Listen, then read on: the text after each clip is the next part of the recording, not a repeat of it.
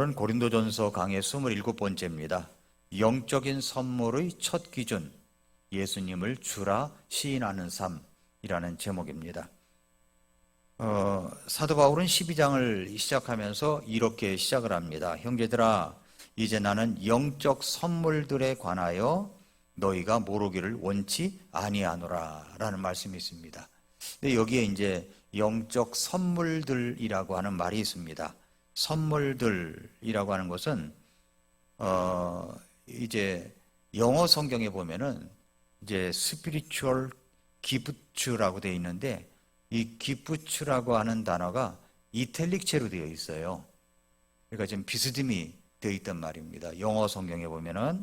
그런데 이 말은 무슨 말이냐면은, 원래 원문에 보면은, 그러니까 성경 원어에 보면, 원문에 보면은 이 기프츠, 그러니까 선물들이라고 하는 단어, 카리스마타라고 하는데 헬라어로 이런 단어가 없고 그냥 뭐만 있냐면은 여기에 푸뉴마티콘이라고 하는 단어, 영적인 것들이라는 것만 있다는 겁니다. 그런데 이게 영어로 옮기다 보니까 해석에 있어서 이게 기프츠가 들어가는 게 좋겠다 생각을 해서 들여놨다는 것입니다. 그러니까 형제들아, 이제 나는 영적 선물들에 관하여 너희가 모르기를 원치 아니하노라. 이 말은 영적인 것들의 본질, 그러니까 성령과 육신의 차이, 성령의 가장 기초적인 표지, 예수 그리스도의 주되심, 이런 것들을 살펴보기 위해서 1절부터 3절을 말씀하고 있는 겁니다. 그러면 먼저 1절에 보면은 영적인 것들이라고 그랬죠. 영적 선물들에 관하여 너희가 모르기를 원치 아니하노라. 자, 영적 선물들이라고 했는데 언어에 보면은 그냥 영적인 것들이라는 말입니다. 영적인 것들, 영적 선물들이라고 되어 있지만 킹제임스 성경에서 기프츠라고 하는 이 선물들이라는 말은 이탈릭체, 그러니까 이탈릭체로 해놓은 것은 원문에는 없는 단어다, 이 말입니다. 킹제임스 성경에서는 이탈릭체로 되어 있는 이 단어는 원문, 그러니까 히브리어, 헬라어에는 없지만 번역자가 의미 전달을 위해서 보충한 단어다, 이 말입니다. 보충한 단어다, 이 말이에요. 그래서 킹제임스 번역에 매우 중요한 원칙이 있는데 다른 번역본에서는 거의 찾아볼 수 없는 독특한 특징이 있습니다. 어떤 특징이냐면, 먼저 킹제임스 성경에 이탈릭체가 나오는 핵심 목적이 있습니다. 그건 원문에 없는 단어임을 독자에게 정직하게 밝히기 위해서 그렇다는 겁니다. 킹제임스 번역자들은 영어 문장을 자연스럽게 만들기 위해서 원문에 없는 단어를 넣을 때는 반드시 이탈릭체로 표기를 했습니다. 예를 들어서 고린도전서 12장 1절에 영어 성경에 보면은 Now concerning spiritual gifts brethren 이라고 되어 있는데, 여기 spiritual gifts가 그렇다는 말이에요. gifts는 이탈릭체라는 말입니다. 이유가 뭐냐? gifts는 헬라어 원문에 없다는 말입니다. 헬라어에는 톤 푸뉴마티콘, 영적인 것들이라는 말만 있어요. 그래서 영어 문법상 명사가 필요하기 때문에 기프츠를 삽입을 했다는 말입니다. 선물들을. 그래서 독자가 오해하지 않도록, 이것도 원문에 있었나 하는 오해가 없도록 이탈릭체로 표시를 했다는 겁니다. 왜 이런 방식을 사용했냐면, 킹제임스 성경은 정직한 번역 철학을 가지고 있었기 때문입니다. 킹제임스 성경 번역자들은 원문을 바꾸지 않기 위해서 4가지 원칙을 세웠습니다. 먼저, 원문에 없는 단어는 반드시 이탈릭체로 처리한다.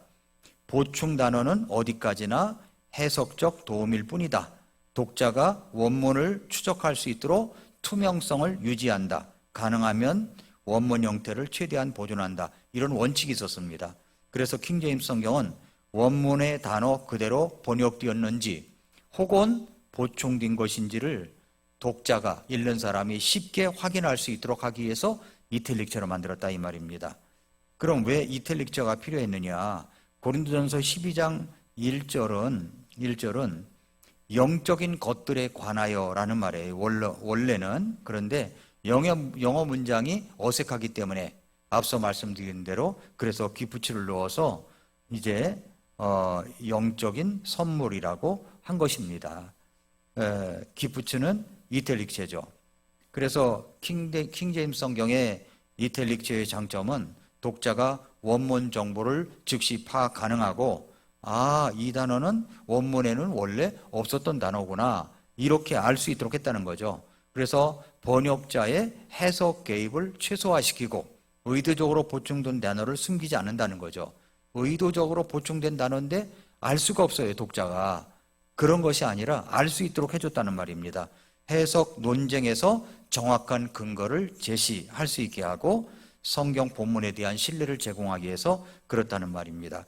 그러니까 오늘 1절에는 영에 속한 것들, 성령에 속한 것들, 성령의 일들을 말하고 있는 겁니다. 그러니까 12장 1절은 은사, 선물의 시작이 아니라 성령의 본질, 성령이 주도하는 삶, 영적인 분별의 원리에 대한 그런 서론이라고 볼 수가 있습니다. 고린도 교회 문제는 사실 선물, 은사의 문제가 아니라 영적으로 무지한 것이 문제였습니다. 고린도 교회는 분쟁이 있었죠. 음행이 있었죠. 소송, 우상제물, 주의 만찬식의 무질서, 그 다음에 선물의 남용, 은사의 남용이 있었습니다. 이 문제의 공통된 뿌리가 뭐냐면 영적으로 분별하지 못하는 육신적 상태에 있었기 때문입니다. 영적인 선물을 가지고 있었지만은 전혀 영적이지 않았다는 거죠. 그래서 바울은 지금 이렇게 이야기하는 거예요. 너희는 영적인 선물이 아니라 영적인 것들의 본질부터 다시 배워야 한다. 그 이야기를 지금 이제 1절에 하고 있는 겁니다. 그러면 그 다음에 2절은 구원 전의 상태, 말 못하는 우상들에게 이끌려갔다는 이야기를 합니다. 2절에 보니까 너희는 이방인들로서 이 말 못하는 우상들에게 이끌림을 받은 대로 끌려갔느니라 그래서요. 끌려갔다는 단어가 나와요. 사도 바울은 고린도 교회 성도들에게 그들의 과거 영적 상태를 상기시키면서 영적인 무지 속에서 끌려다니던 삶을 떠올리게 합니다. 그래서 끌려갔다의 의미는 뭐냐면 영적인 노예라는 거예요. 노예, 자발적으로 간 게 아니라 끌려갔다는 거죠. 영적으로 여기 헬라어로 끌려갔다는 단어는 단순히 실수를 말하는 것이 아니라 단순한 실수를 말하는 것이 아니라 강력한 외부의 힘에 의해서 끌려간 것, 스스로 판단하거나 저항할 능력이 없다는 것, 그건 영적 노예다라는 상태를 두고 이야기하는 겁니다. 고린도인들은 우상에게 자발적으로 간 것이 아니라 우상 숭배의 영적 힘에 의해서 끌려다녔다는 말입니다. 왜 끌려갔습니까? 여기 우상이 뭐라고 그랬어요? 우상을 말 못하는 우상들에게 그랬죠? 우상들에게. 바울은 이것은 고린도 사람들의 우상 숭배를 조롱하는 말이 아니라 아주 신학적인 표현을 하고 있는 겁니다. 우상은 말하지 못한다는 거예요. 그렇죠? 말 못하는 우상들에게 그랬죠? 우상이 말합니까? 말 못해요. 그 속초에 가면은 설악산 들어가는 입구에 보면은 어마어마한 한 7, 8m 되는 것 같은데 이런 부처상이 있습니다. 거기다 대고 이제 외국 사람들이 와서 절을 하고 합장을 하고 이런 모습들이 있어요. 근데 말을 합니까? 말을 못하죠. 말 못해요. 우상은요, 말하지를 못합니다. 아무 능력도 없어요. 아무 진리도 없어요. 아무 인도도 없습니다. 그 자체로 죽은 존재입니다. 그런데 이상하게도 사람은 아무 말도 못하는 것에게 끌려갔다는 말이에요. 이끌려갔어요. 왜 그렇습니까? 그 이유는 단 하나예요. 영적 분별력이 없기 때문입니다. 영적 분별력이 없기 때문이에요. 요즘은 이제 보이스피싱이라는 것이 굉장히 많습니다. 얼마 전에도 저에게 이제 전화가 왔어요. 롯데카드 신청하셨죠? 지금 배달하려고 하는데 계시냐고. 저 있다고. 그래서 혼자 생각에 내가 언제 카드 신청을 했지? 이런 생각을 했단 말이에요. 그랬더니 또 전화가 왔어요. 10분 후에. 아니 안 계시다고 그래서 어디냐고 그랬더니 뭐 신길동 어디래요. 아니 집 주소가 어떻게 됐길래 제 이름도 알고 주민등록 앞번호도 알아요. 그러면서 이제 아니 무슨 주소가 그렇게 돼 있냐고 그랬더니 이것에 대해서 알기 원하시면은 2번으로 전화를 하셔야 됩니다 하면서 1577에 얼마를 이렇게 해주는 거예요. 1577에 얼마. 그래서 어떻게 합니까? 전화를 해봤죠. 그랬더니 뭐라고 나오냐면은 이 전화는 보이스피싱에 의해서 차단된 전화입니다. 이렇게 나온 거예요. 누군가 벌써 차단을 한 거예요. 그래서 제가 이제 가만히 있을 수가 없잖아요. 근데 그 배달하는 사람에게 전화를 하면 이게 엮일 것 같아서 전화를 안 하고 롯데카드에 전화를 했죠. 카드 뒤에 전화번호가 있잖아요.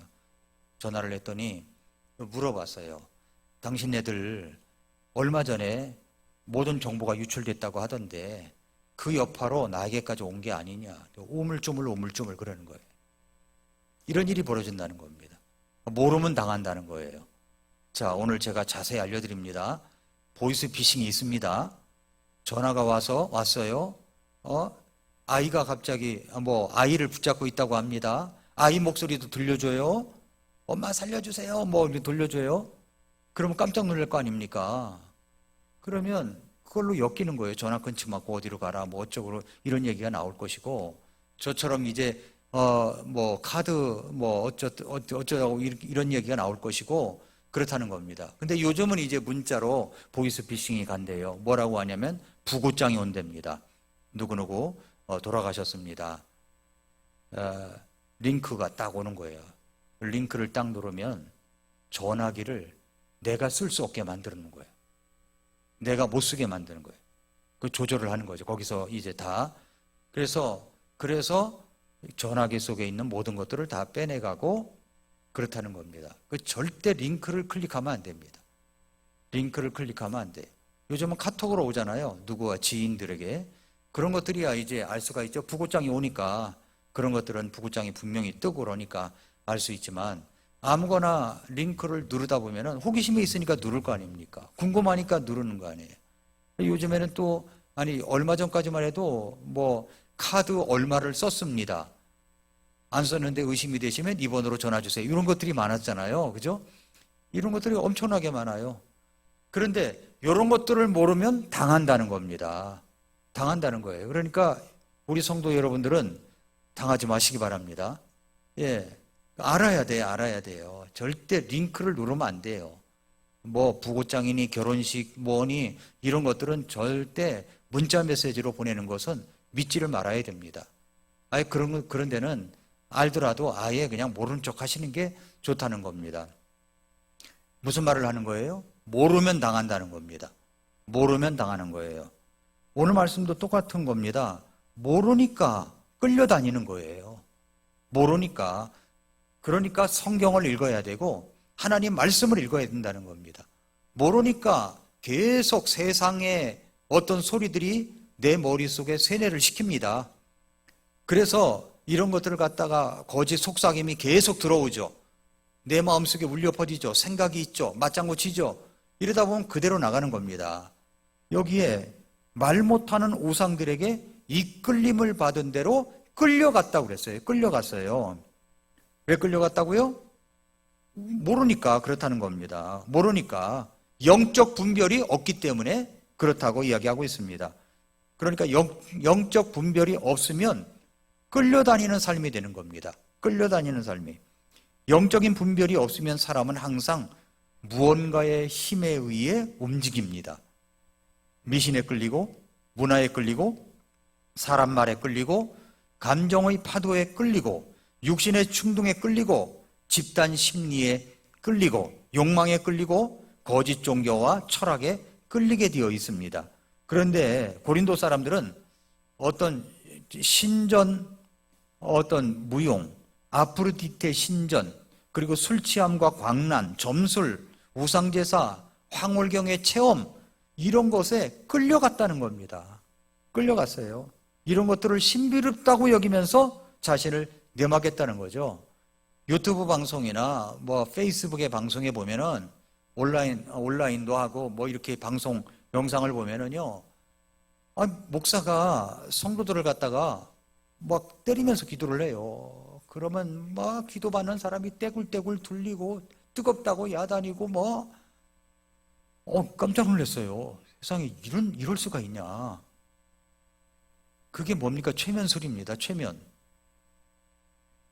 뜨겁다고 그러면서 성령 받았다고 그러는 거예요. 이게 무슨 세상에 이런 거짓말이 어디 있습니까? 그래서 영적 분별이 없으면 그냥 신비롭게 느껴지기 때문에 끌려다니는 겁니다. 그러나 바울은 말합니다. 그것은 영적인 것이 아니다. 영적으로 분별하지 못한 자들의 상태다라고 하는 겁니다. 오늘날 사람들도 똑같이 끌려다닙니다. 바울은 옛날 고린도 사람들은 참 미개했다는 말을 하는 게 아닙니다. 지금도 사람들은 보이지 않는 우상에게 끌려다니고 있다는 거예요. 감정에 끌리죠. 감정이 좋으면 하나님이 함께 하신다고 생각하고, 기분이 안 좋으면 신앙이 흔들립니다. 감정이 신앙의 기준이 돼버린 거죠. 상처에 끌립니다. 과거의 아픔이 현재의 판단을 지배합니다.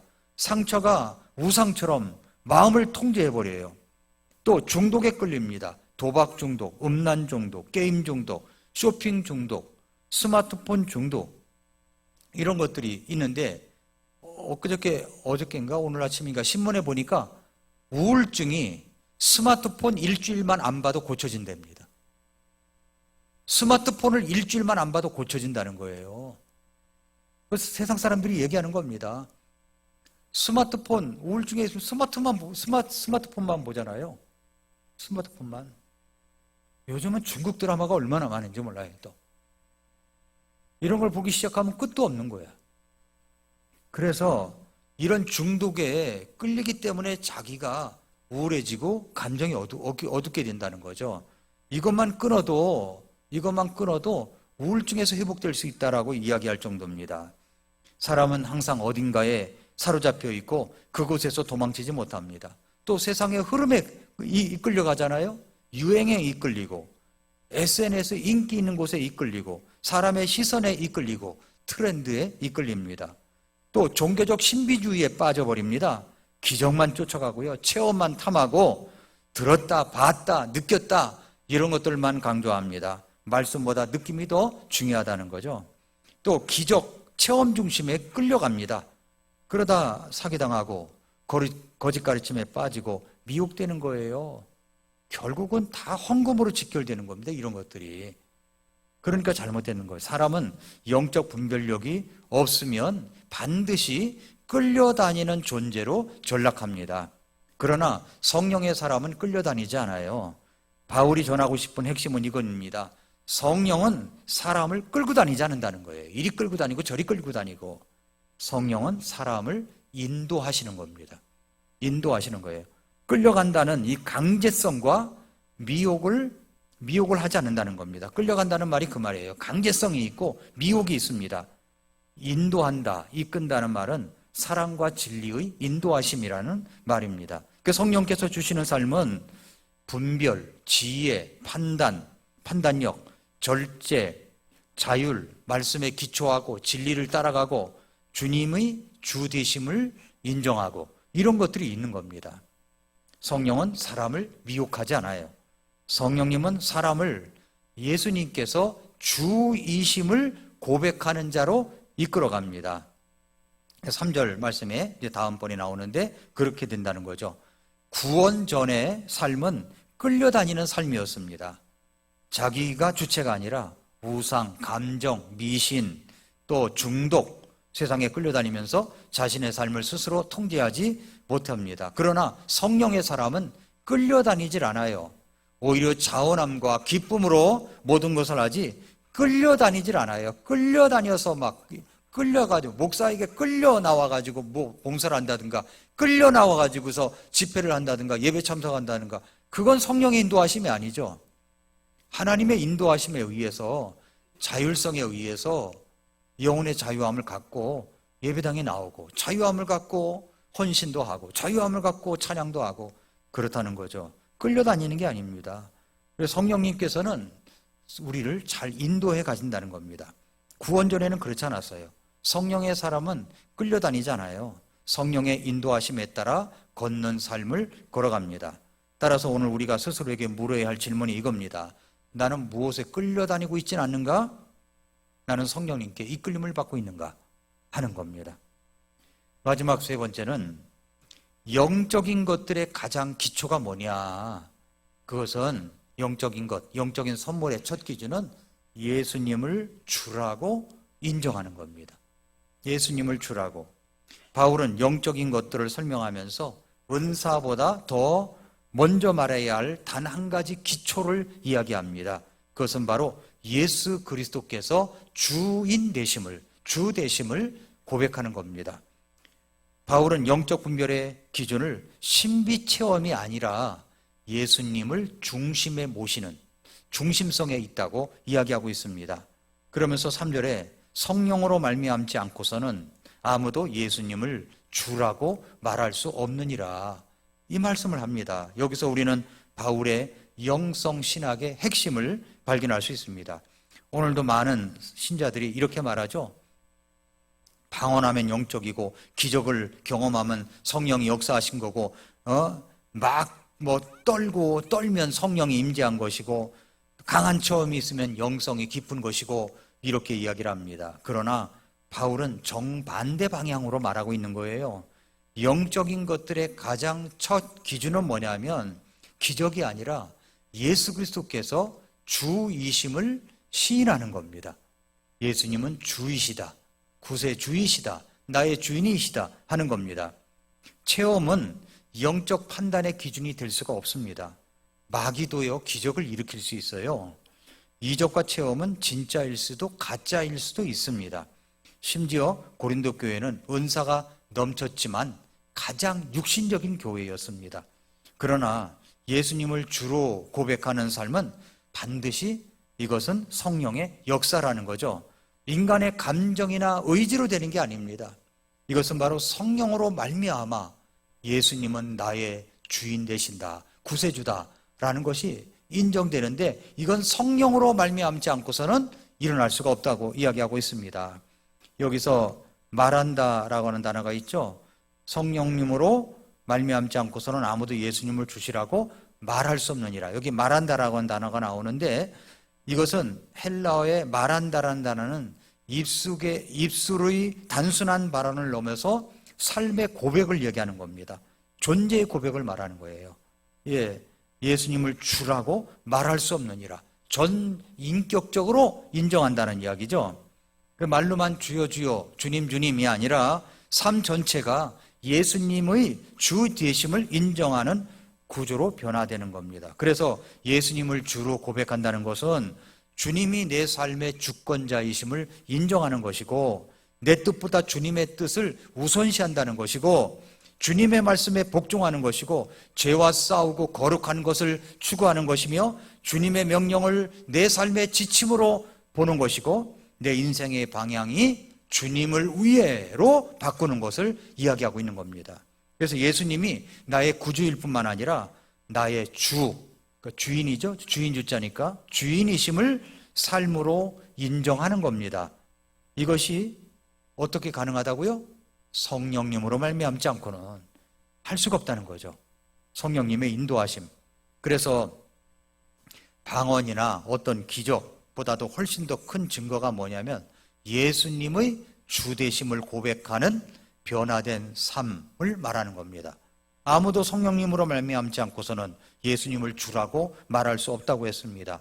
이 말은 이렇게 풀 수가 있는 거예요. 성경이 증언하는 당시에 방언이나 이런 것들은 선교를 위한, 전도를 위한 외국어였다는 겁니다. 외국어.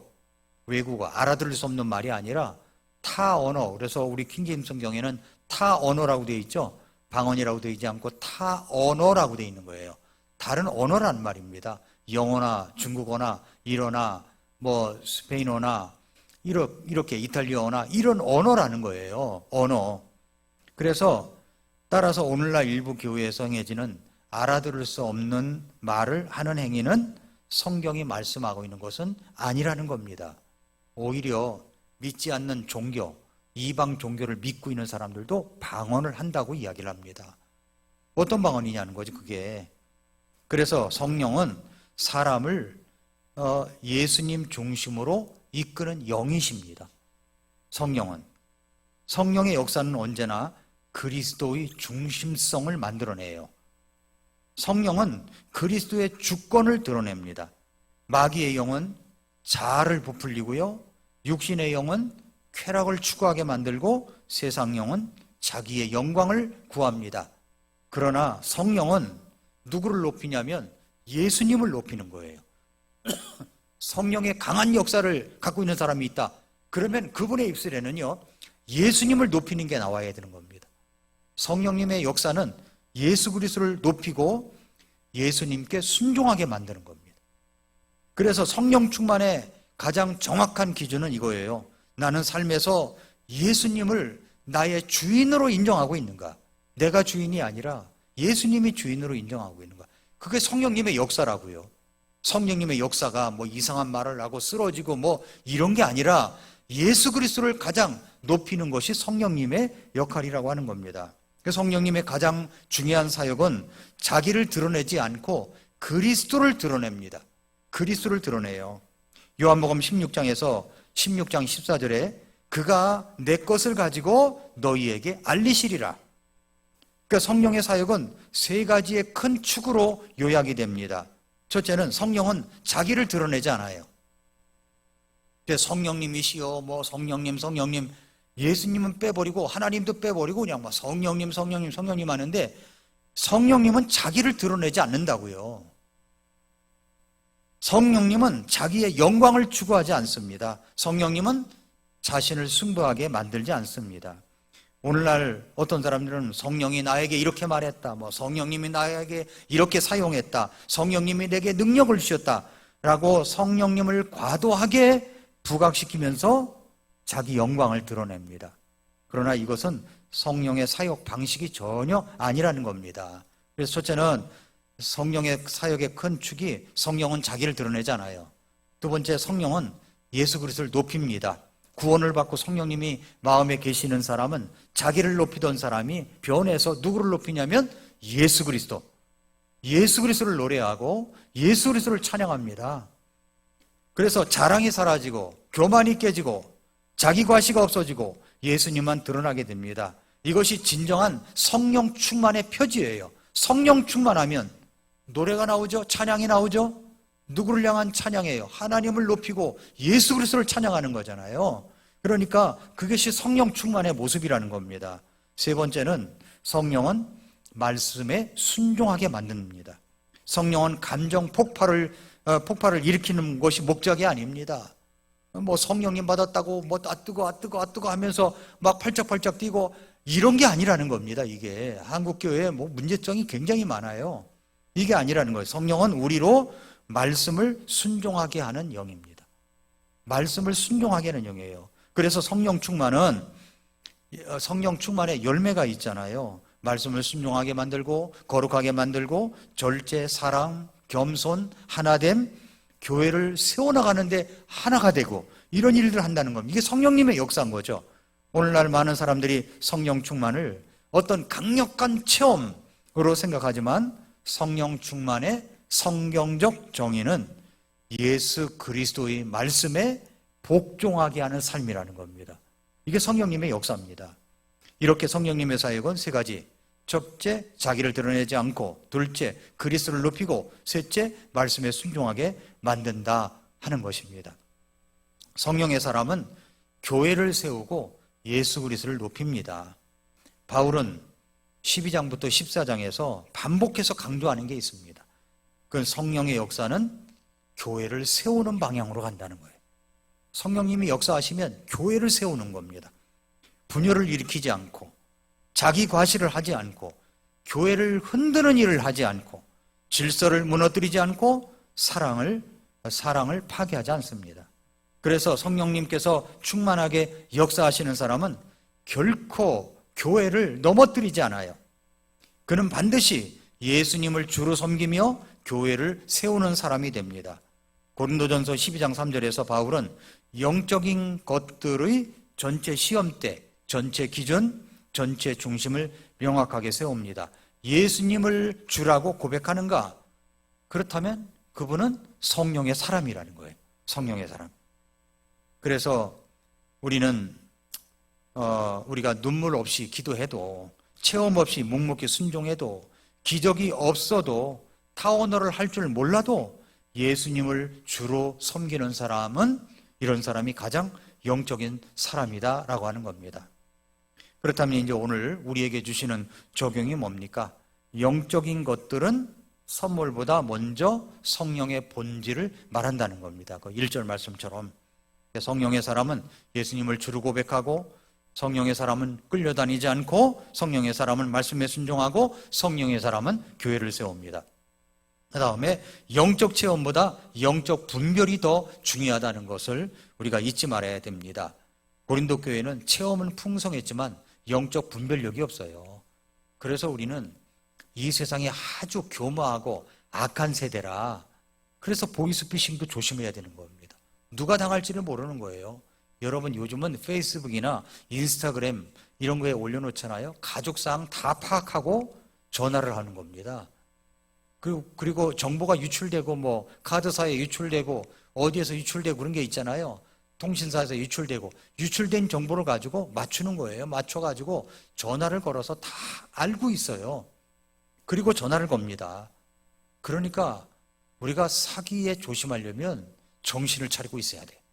예, 그런 악한 사람들을 만나지 않도록 우리는 매일 아침 기도해야 되고, 올바른 것들을 우리가 지향해야 되고, 좋은 사람 만날 수 있도록 기도해야 되고, 그렇게 해야 된다는 겁니다. 영적인 사람은 교회를 세워갑니다. 어떻게든지 교회가 하나 되게 만들고 교회 중심적으로 한다는 거죠. 결론적으로 영적인 것들의 기준은 예수 그리스도를 주로 인정하는 삶, 주로 시인하는 삶입니다. 그래서 우리는 영적인 것들을 바로 알고 성령의 인도하심에 순종하며 교회를 세워나가는 그런 여러분들이 되시기를 바라고, 영적인 선물을 받았다. 그 첫 기준이 뭐냐면 성령님께서 나로 하여금 예수님이 주인이시다, 이것을 인정하게 만드는 것, 이것이 바로 최고의 성령님께서 우리에게 주신 선물이라는 것을 기억하고 살아가는 저와 여러분들이 될 수 있기를 축복합니다. 기도하겠습니다.